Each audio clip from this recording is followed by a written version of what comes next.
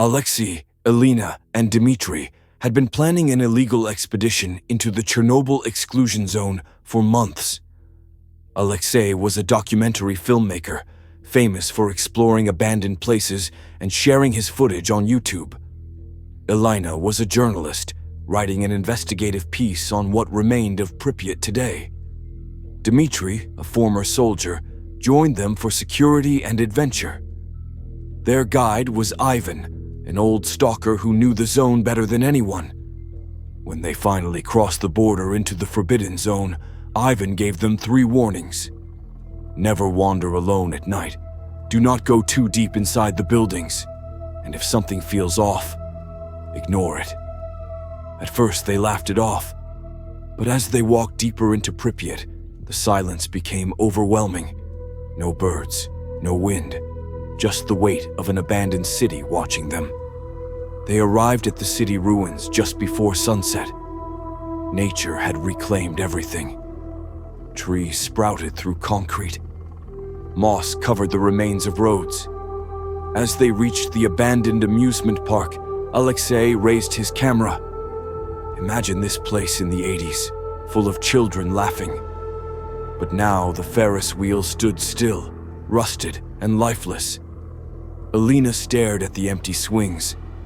A strange thought crossed her mind. Did the city ever truly empty, or did something stay behind? They chose to sleep in an old apartment building.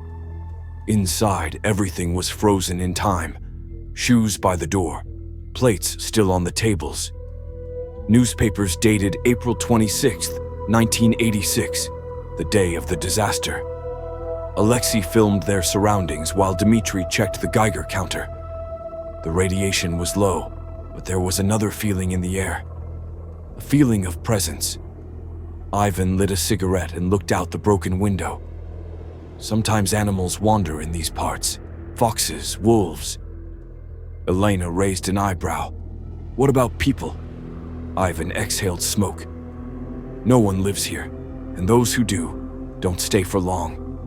At midnight, everyone fell asleep, and nothing happened. Not a single whisper, not a single sound. But when they woke up, Ivan looked uneasy. Ivan had been up early, checking their surroundings. Someone was here last night. Dmitri frowned. Stalkers. Ivan pointed at the footprints in the dirt. They weren't human.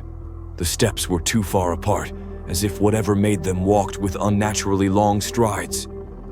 Alexei immediately lifted his camera. We need to document this. Ivan grabbed his wrist. Put that away. We're leaving. But the group disagreed. We came here for this, Elena argued. Whatever left these prints, we need to know where it went. Ivan sighed. Fine, but if something feels wrong, we turn back. No questions. The others nodded. And so, they followed the tracks. The prints led them to an abandoned school. The building smelled of mold and decay. Desks remained scattered across classrooms. Soviet propaganda posters still clung to the walls, barely legible. Then they saw something unsettling. A pair of small children's shoes lying in the middle of the hallway. No one spoke about it. But no one could look away either. The footprints ended in the gymnasium. Alexei crouched down. How is this possible? If something came here, where did it go? Then Elena noticed the old blackboard. It had been wiped clean. But under the dust, if you looked closely, there were faint letters, as if someone had scratched words into it. But they were too faded to read. Ivan stepped back. We need to leave. Now. This time no one argued. As night fell, they reached Chernobyl Hospital. This was where the first victims had been brought on the night of the explosion. In the basement, their contaminated clothes still lay untouched. Inside, the air smelled sterile and stale. Surgical tools lay forgotten. Rusted fourth stands cast long shadows. A single patient's wheelchair stood in the middle of the hallway, untouched. They agreed not to go downstairs. Instead, they found an old patient room and settled in. Alexei leaned against the wall, exhausted. Dmitri sat by the door, checking his gun. Ivan stayed silent. And then, they all fell asleep. Elena woke up first. She sat up, rubbing her eyes. Something felt off. Then she noticed it. Dmitri was gone. His backpack was there. His gun was there. But he wasn't. Ivan immediately stood up, gripping his pistol. He wouldn't just leave. Elena felt her breath quicken. Where did he go? Alexei grabbed a flashlight. They started searching the hospital. Every hallway looked identical. Doors that were once open were now closed.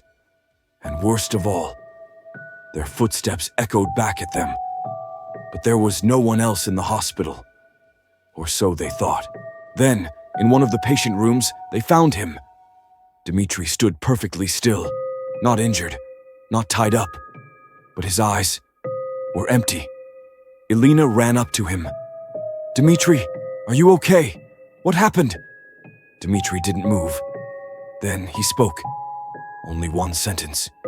Do you remember how many of us there were? The room went silent, because something about that question was deeply wrong. They were 4 people. But why was he asking?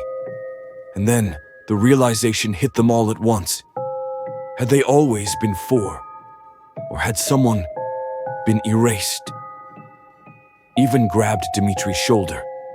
We're leaving. But as they turned, the hospital began shifting. Walls extended into darkness. Doors moved. And when they looked back at their group, there were more than 4 of them. Or less. They ran. And as the final door opened, a blinding light swallowed them whole. Elena woke up on the ground. Alexei was beside her. Dmitri was there too. But Ivan was gone, and no one remembered who he was. Alexei checked his camera.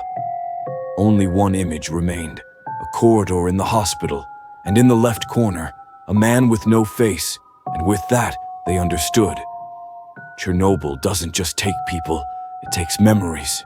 And sometimes you don't even realize you've lost someone